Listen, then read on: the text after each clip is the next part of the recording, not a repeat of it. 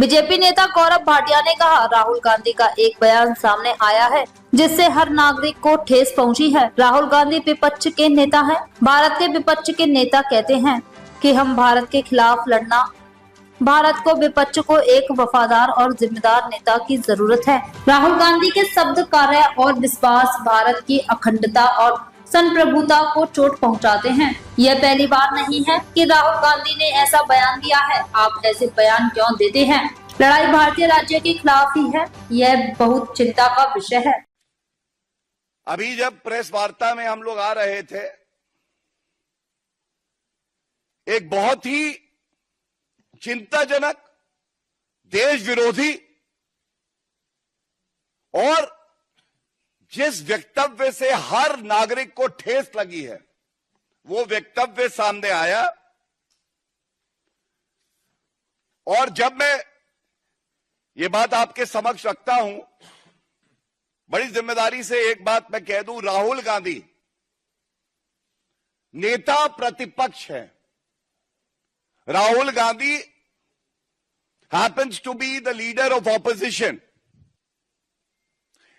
Rahul Gandhi, like any other member of parliament, has taken oath under the constitution to preserve and protect the integrity and sovereignty of our country.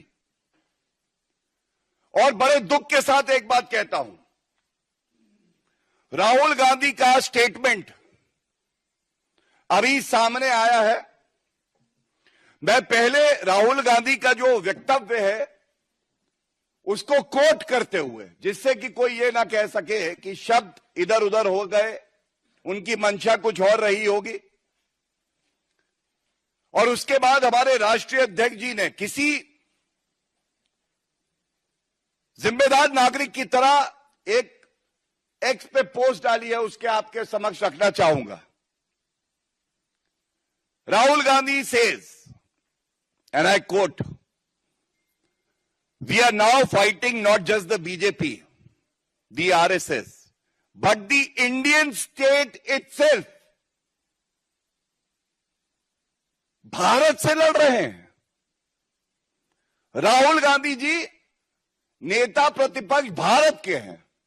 संविधान जिसकी शपथ ली है वो भारत का है, और नेता प्रतिपक्ष भारत का कहता है कि हम भारत स्टेट से लड़ रहे हैं। राष्ट्रीय अध्यक्ष जी ने जो कहा है, यह हर नागरिक के दिल की बात है। And I am quoting now, hidden no more, Congress's ugly truth now stands exposed by their own leader. I compliment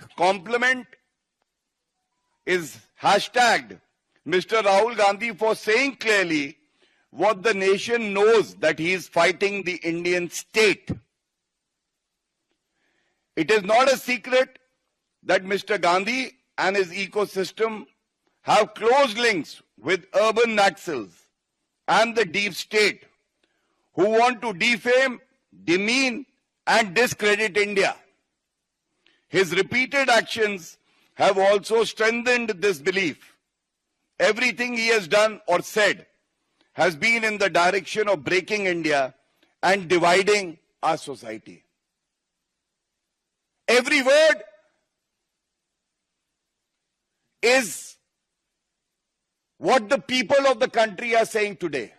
It is resonating with the feeling of the nation. Nation that is aggrieved, that is hurt, that feels let down by an irresponsible leader of opposition in Rahul Gandhi. And I can very responsibly say, India, Bharat, deserves a more responsible, a more faithful leader of opposition. And truly, it is our misfortune that we have a part-time and irresponsible, immature leader of opposition in Rahul Gandhi, who also happens to be guided by forces like George Soros, forces that are inimical to the integrity of our country.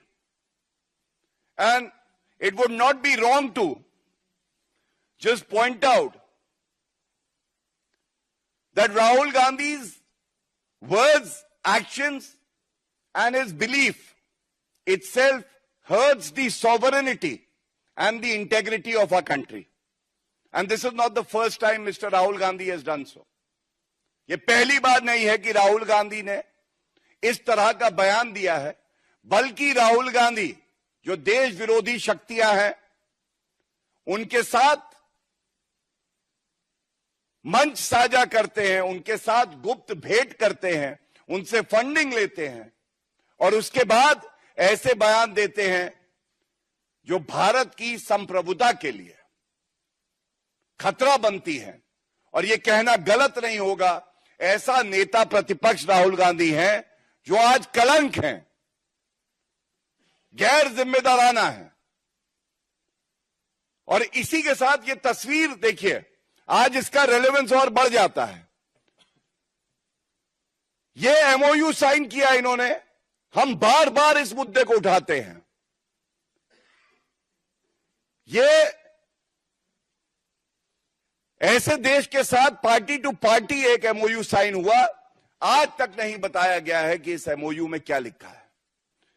ये एक और तस्वीर, देश कहता है ये